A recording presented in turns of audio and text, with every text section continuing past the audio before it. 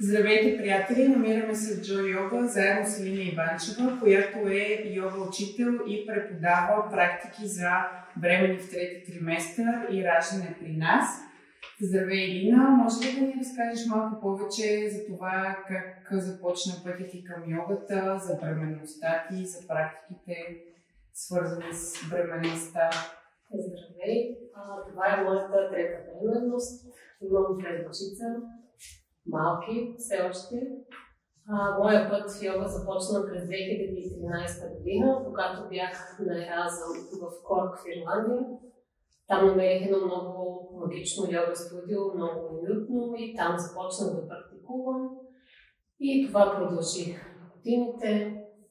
Когато се върнах в България, изкарах обучение за преподавател по йога, когато забременях първата ми бременност 2020 година, тогава включих в практиките си и йога за бремени.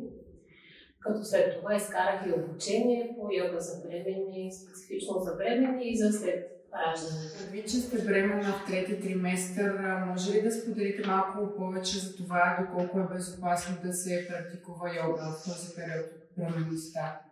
В най-големия брой случаи йога е безопасна, дори полезна през третия триместър, през втория триместър, в голяма степен и през първия, но там трябва да се подходи много внимателно.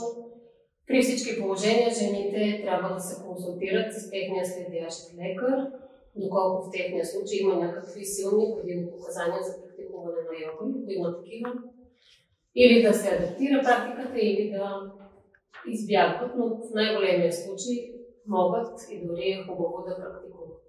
Може ли да разкажете малко повече за ползите, които се практикуват в различните периоди от бременността и преди раждането? Ползите специално, асаните, всякакви асани, които отварят гръдния кош, са полезни, тъй като с промяната на стойката започваме да се прегърбваме малко по малко, все повече.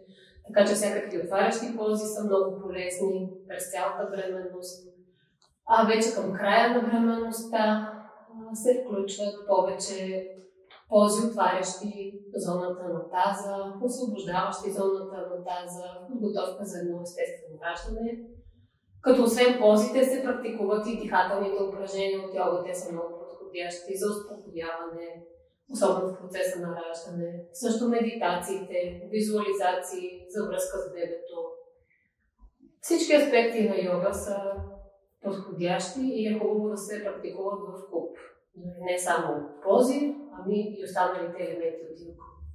Много благодарим, Елина. Надяваме се да сме били полезни за всички бъдещи майки, които искат да опитат от магията на йогата. Нашето студио, то се намира в квартал Кръстова Вада, на улица Емилиан Станев, 6А.